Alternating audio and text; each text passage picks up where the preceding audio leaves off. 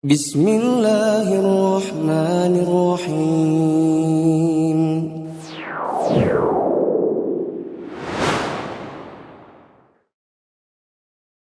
Bismillahirrahmanirrahim. Assalamualaikum warahmatullahi wabarakatuh. Waalaikumsalam warahmatullahi wabarakatuh. Alhamdulillahirabbil alamin. Assalatu wassalamu ala asrafil anbiya'i wal mursalin wa ala alihi wa sahbihi ajmain. Teman-teman yang semoga dirahmati Allah Subhanahu wa taala, video ini adalah video penjelasan dari Mufid Islamic Academy di mana kita bisa belajar Islam dari dasar, berjenjang dan terstruktur. Pada episode kali ini kita akan membahas buku Hilyah Thalabil Ilmi.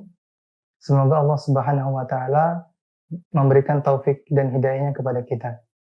Sebelum kita masuk kepada materi, kita berdoa kepada Allah Subhanahu wa taala, Allahumma anfa'na bima 'allamtana wa 'allimna ma yanfa'una wa zidna ilman. Kepada Ustadz Muflis Safitra hafizahullah taala, tafadhal mashkura. Assalamualaikum warahmatullahi wabarakatuh. Alhamdulillahirabbil alamin wassalatu wassalamu ala asyrafil anbiya'i wal mursalin wa ala alihi wa ashabihi ajmain.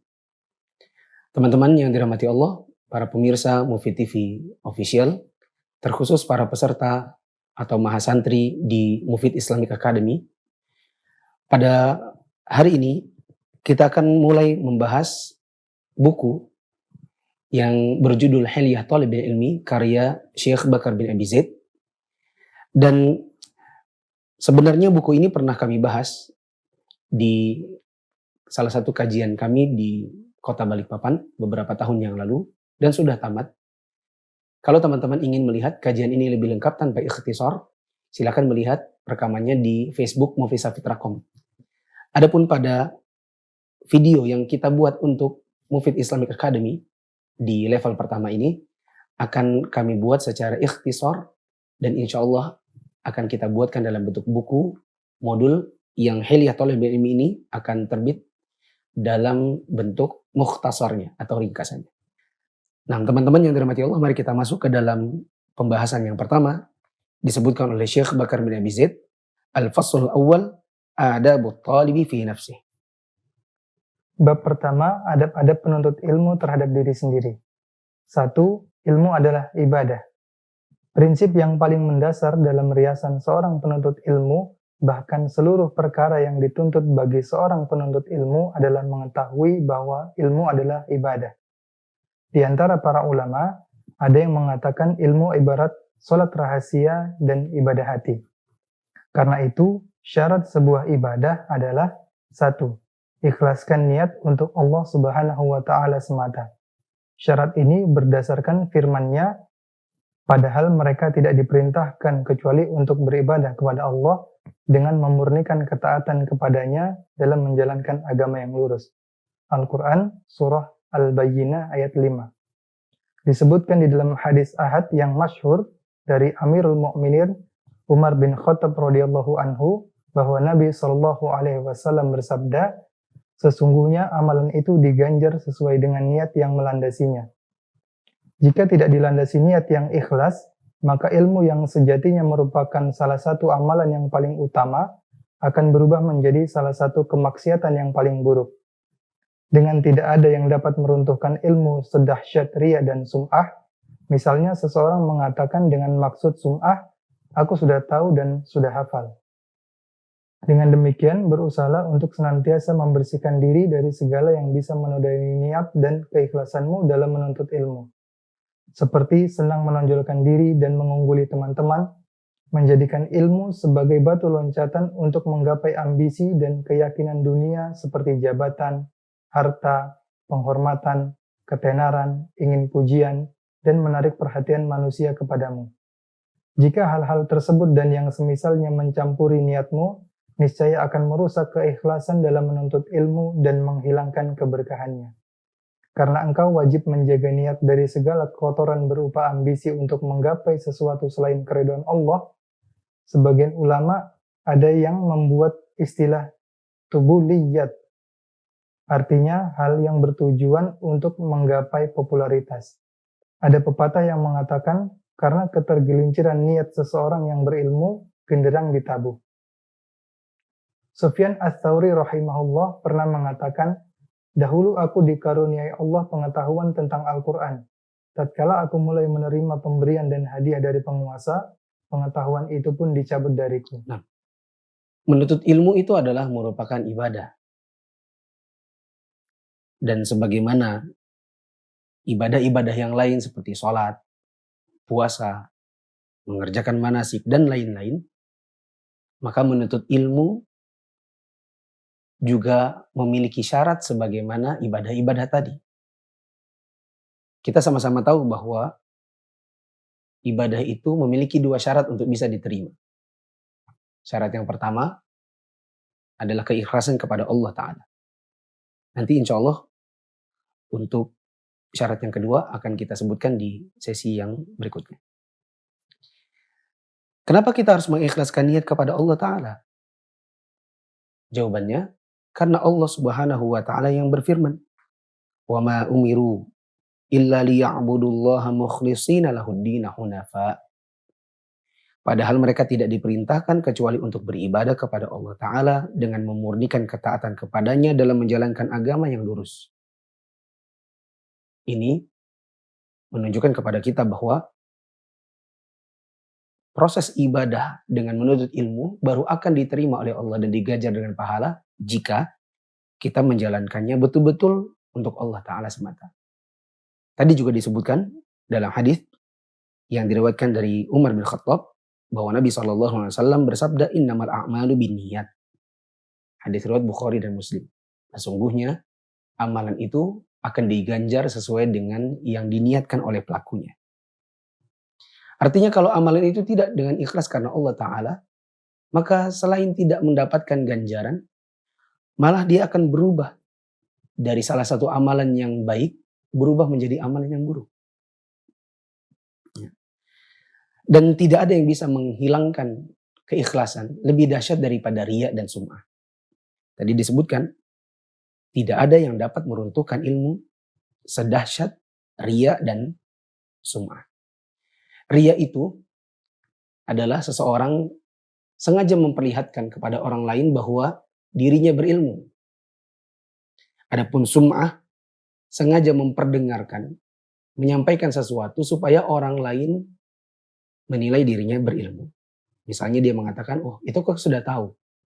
Oh, aku sudah lama belajarnya. Itu udah bertahun-tahun yang lalu saya sudah mengetahui hal ini." Contoh yang lain mengatakan, "Saya sudah hafal. Kalau yang matan ini saya sudah hafal. Juz sekian saya sudah hafal."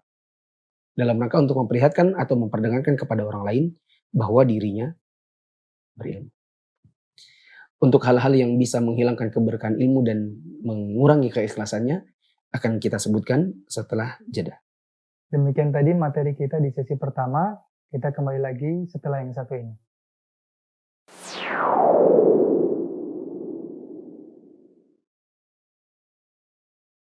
Setan bisu berjilbab. Dia berjilbab menutup aurat. Dia yakin tidak berjilbab itu dosa. Tapi dia suka ngumpul. Kongkow-kongkow jalan-jalan sama teman-teman yang tidak berjilbab. Saat ngumpul dia diam. Menasehati tidak. Menegur tidak. Mengingkari dengan hati pun tidak. Bahkan dia suka fotoan dan videoan bareng bersama wanita-wanita yang buka aurat. Dia malah posting hasilnya di medsos. Padahal tidak berjilbab itu dosa katanya. Kalau kata para ulama, orang yang diam dari kemungkaran tapi tidak meninggalkan malah menikmati disebut dengan setan bisu. Berarti setan bisu itu ada yang berjilbab.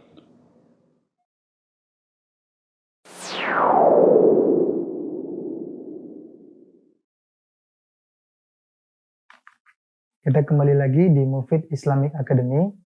Pada sesi kedua ini, Ustadz akan menjelaskan hal-hal yang bisa menghilangkan keikhlasan dan keberkahan ilmu. Tafadhal Ustadz. Disebutkan oleh Syekh Bakar bin Abi Zaid dalam Hilya Thalabil Ilmi, ada hal-hal yang kita harus berusaha untuk menghilangkannya, menjaga diri darinya, membersihkan hati dari noda-noda seperti ini. Karena hal-hal ini akan menghilangkan keberkahan ilmu dan mengurangi keikhlasan. Di antaranya adalah senang menonjolkan diri dan mengungguli teman-teman. Ini contohnya kalau kita dalam pergaulan sehari-hari, misalnya ada percakapan dengan teman-teman, lalu kita ingin meninggikan diri sendiri. Kita ingin kalau kita menjadi center dalam lingkaran pembicaraan. Kita ingin terlihat yang paling menonjol dari sisi ilmu. Nah, seperti ini akan mengurangi keikhlasan dan menghilangkan keberkahan ilmu. Contoh yang lain adalah menjadikan ilmu sebagai batu loncatan untuk menggapai jabatan, harta, penghormatan, ketenaran, ingin dipuji dan ingin menarik perhatian manusia kepada diri kita.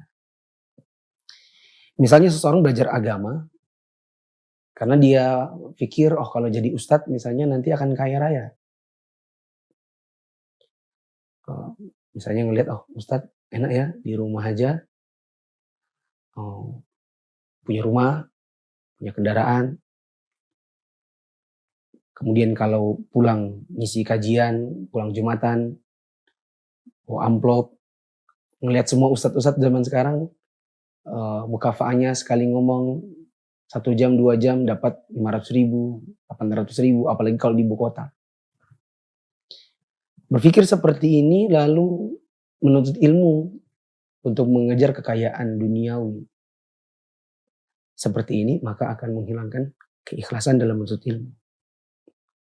Adapun teman-teman di Mufid Islamic Academy misalnya belajar dalam rangka untuk sekedar menggapai sertifikat, yang dipikir kalau nanti dapat sertifikat bisa buat melamar kerja sebagai guru, sebagai pengajar,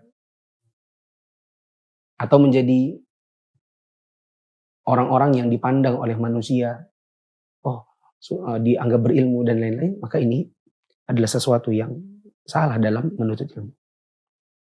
Nah, maka teman-teman yang dirahmati Allah, harus kita hilangkan niat-niat seperti itu. Yang harus muncul di dalam hati adalah keinginan untuk menggapai ilmu, menggapai amal, mengamalkannya dalam kehidupan sehari-hari, mendapatkan pahala dari Allah, menghilangkan kebodohan dari diri sendiri, dan untuk didakwahkan kepada orang lain sehingga bisa menghilangkan kejahilan terhadap agama dari diri orang lain, terkhususnya keluarga. Nah, wallahu a'lam bishawab. Tadi ada perkataan Sufyan Ats-Tsauri sebagaimana yang dibacakan di sesi yang pertama tadi. Dahulu aku dikaruniai oleh Allah, kuntu utitu fahmal Quran. Dulu aku dikaruniai oleh Allah berupa pengetahuan tentang Al-Quran. Tatkala aku mulai menerima pemberian dan hadiah dari penguasa, sulibtuhu, maka pengetahuan itu pun dicabut dariku. Maksudnya begini, ada kalanya orang itu menuntut ilmu. Lalu ilmunya ketika di hadapan penguasa yang sering memberi sesuatu berupa hadiah, akhirnya ilmu itu nggak keluar. Nah, misalnya orang diundang ngisi di hadapan wali kota. Sementara wali kota itu biasa mengirimkan misalnya sembako, parcel, ya, amplop-amplop. Lalu kemudian ketika dia berdiri berceramah di hadapan penguasa, keluh lidahnya. Tidak bisa lagi menyuarakan kebenaran. Tidak bisa lagi mengatakan haramnya korupsi, haramnya politik uang dan lain-lain. Kenapa? Ada hadiah yang masuk pada dirinya, muncul perasaan apa namanya itu? Semacam hutang budi. Ya, hutang kebaikan. Lalu kemudian dibalas dengan memberikan sekedar ceramah yang mengenakkan hati penguasa saja. Ini pun di antara hal-hal yang bisa menghilangkan keberkahan ilmu dan keikhlasan. Disebutkan juga oleh penulis di buku ini, ma'alajtu syai'an asyaddu alayya min niyyati. Tidak ada sesuatu yang lebih berat untuk diperbaiki ketimbang niat. Artinya untuk memperbaiki niat itu memang sangat berat. Ya, sangat berat. Kita kalau misalnya memperbaiki motor gampang. Kalau kita punya uang kita tinggal bawa ke bengkel, suruh orang lain yang memperbaikinya. Tapi kalau soal niat itu perbuatan diri kita sendiri. Dan dia selalu berbelok-belok. Kadang kita sudah mau niat kerjakan ikhlas. Kita bawa uang untuk disumbangkan ke mana namanya? Ke fakir miskin.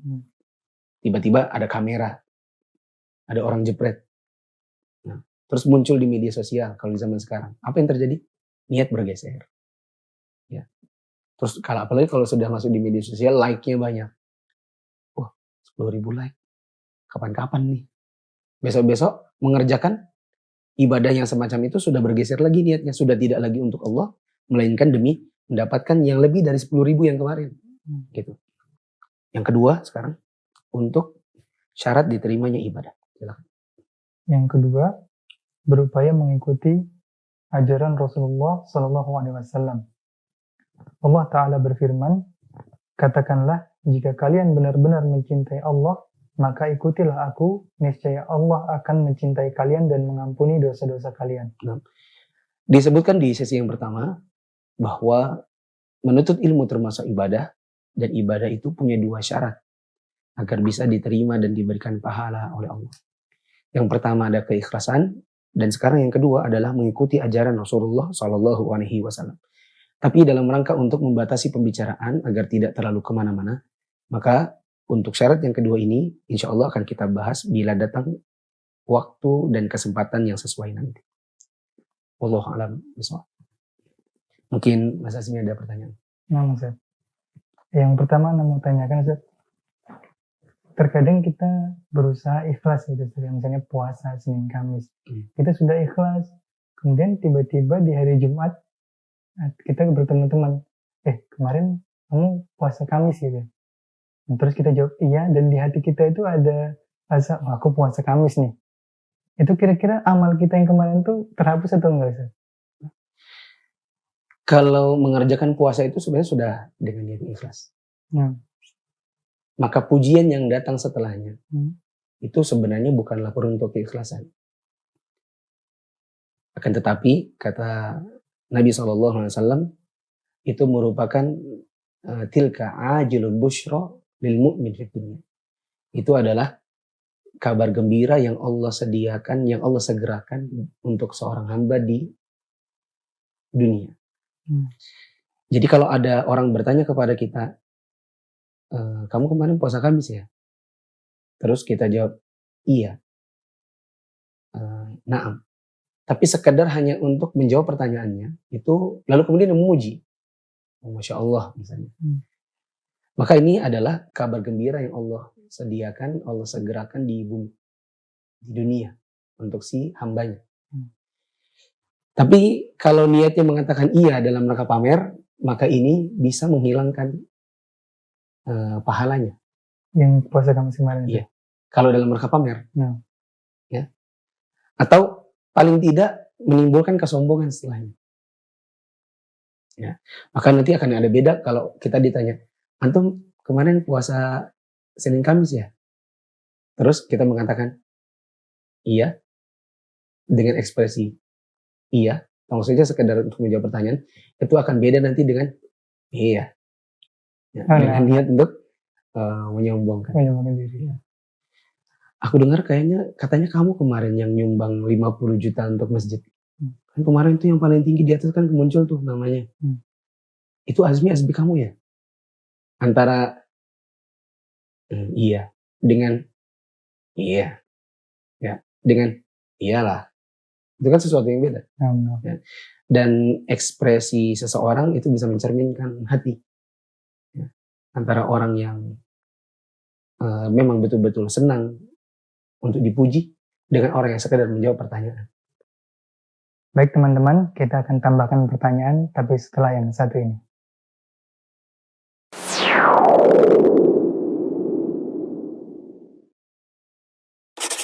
Kangen palsu.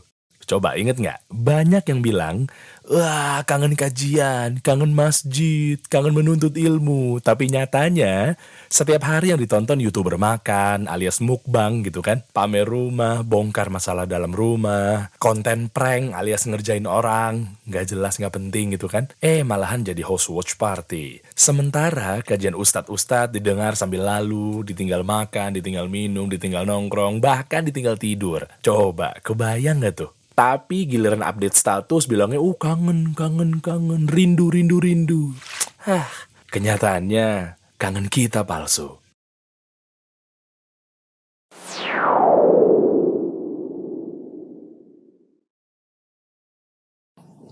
Ya, baik, kita masuk ke sesi ketiga. Ana masih ada 2 pertanyaan ini, Ustaz. Yang pertama tadi, Ustaz, berkaitan kalau kita jawabnya itu seperti tidak sombong gitu, Ustaz, ya. Iya. Apakah ada perbedaan pahala ketika kita menyembunyikan amal dengan amal yang ditampakkan, Ustaz? Kalau pertanyaan antum yang tadi, itu kan ditanya. Ketika ditanya, kita tidak boleh berbohong. Oh, no. Kalau kita sembunyikan gitu nggak boleh, Ustaz, ya? Begini, kalau kita berbohong, enggak, kita malah salah. Jadi dalam rangka untuk menyembunyikan amal, tapi malah dengan berbohong, sementara bohong hanya boleh pada 3 keadaan. Nanti kapan-kapan kita sebutkan 3 keadaan. Dan tidak termasuk di situ berbohong untuk menyembunyikan amal. Ya. Jadi mau tidak mau kita bilang iya. Gitu. Antum tidak punya kesempatan untuk menyembunyikan amal ketika antum memang ditanya. Nanti pembedanya adalah, atau cara antum menyembunyikan setelah itu adalah antum segera alihkan pembicaraan. Misalnya, antum cuma ditanya, kemarin antum kah yang menyumbangkan 50 juta? Terus antum bilang, iya. Antum segera alihkan ke pembicaraan yang lain. Antum kemarin lihat gak waktu di ini? Antum cari pembicaraan yang lain. Tapi kalau antum sudah bilang, iya, kemarin memang saya yang nyumbang 50 juta, soalnya kemarin itu kan banyak yang butuh ya. Oh, jadinya kemarin itu terlalu panjang. Itu terlalu panjang saja. Ya. Akhirnya bukan lagi sekedar menyembunyikan amal, ditanya malah dilebihkan dan akhirnya berubah jadi kesombongan. Gitu.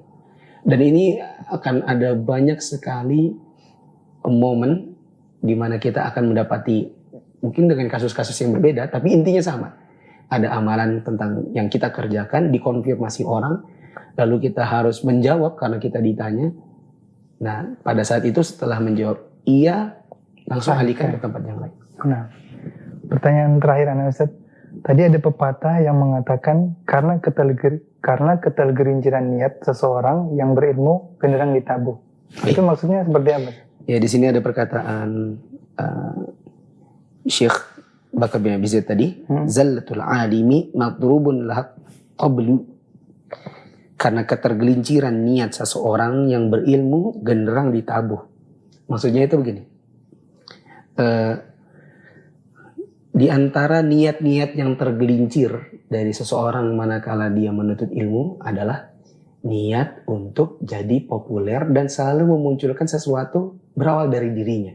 Misalnya gini, kalau sekarang zaman corona, ya, apa yang orang butuhkan? Hukum tentang corona. Sholat berjarak mungkin. Kalau sholat berjarak. Gak ada ulama yang ngomong, dia duluan yang pengen ngomong. Karena dia pengen dikenal sebagai orang yang pertama kali mempopulerkan bahasan masalah ini. Jadi dia segera mencari ilmu, buka fatwa-fatwa, kemudian buka kitab-kitab, mencari fatwa di YouTube dan lain-lain, dikumpulkan, lalu kemudian segera supaya dia duluan. Akhirnya apa? Genderang ditabuh. Coba kalau antum dengerin genderang ditabuh, antum gini nggak? Gitu? Langsung melihat ke arah dia semua saya. Misalnya tuh lagi di sekolah, di kelas. Ada orang pukul meja, dor. Semua orang, apa yang dilakukan orang-orang? Pasti menoleh. Apa itu? Gitu kan? Itu seolah-olah ada orang belajar, segera mencari hal-hal yang bisa membuat dia populer. Muncul, jadi orang semua ngeliat ke arah dia. Siapa tuh yang bahas? Siapa tuh yang nulis? Gitu. Siapa tuh yang membuat fatwanya? Masya Allah ya, hebat ya pendalilannya. Gitu. Itu maksudnya apa? Ada niat yang salah, membuat dirinya itu jadi demi menjadi populer dengan cara berilmu terlebih dahulu, lalu memunculkan hal-hal yang membuat orang menoleh ke arah dirinya. Gitu. Itu maksudnya. Nah, kita cukupkan. Nah, demikian teman-teman, bagi teman-teman mahasantri yang ingin bertanya, bisa di grup masing-masing kepada mu'alimin atau mu'alimatnya. Kita cukupkan episode Mufid Islamic Academy kali ini. Sampai ketemu di episode Mia selanjutnya. Assalamualaikum warahmatullahi wabarakatuh. Waalaikumsalam warahmatullahi wabarakatuh.